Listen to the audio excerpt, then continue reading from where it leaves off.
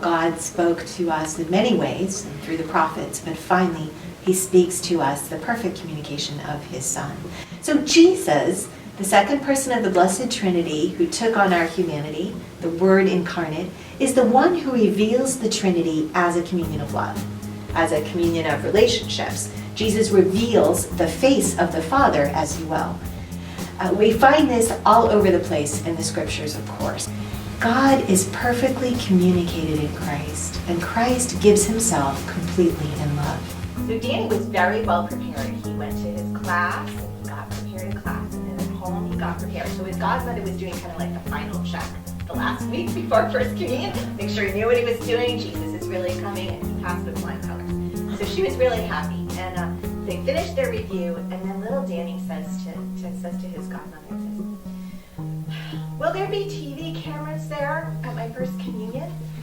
And his clueless godmother was like, "Why would there be TV cameras at your First Communion?" He said, well, this is, Jesus is coming. I'm receiving Jesus for the first time.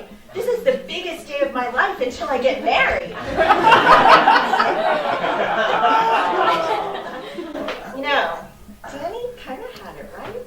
Every time we receive Jesus in the Eucharist is the biggest day of our life. So Christ's communication is, if we look at it from that standpoint of the incarnation, we look at it from this angle of God taking on our humanity, becoming one of us, in order to heal us and complete us.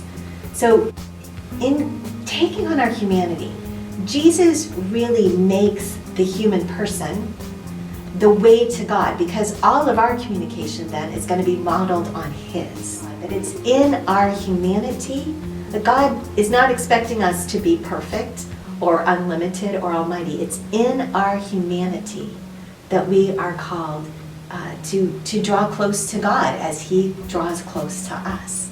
That's how big it is. We're receiving Jesus. We're being really, really closely, intimately united with God. We're sharing in a very deep way in the life of the Most Holy Trinity. It's a foretaste of heaven, as St. Thomas Aquinas says. Father, this isn't something that's forced, but it's a bond that is liberating, that communicates dignity and freedom and hope and life. Professor Bonza has a wonderful phrase for this as well. He says, "The incarnation is the grammar of the language of God to humanity."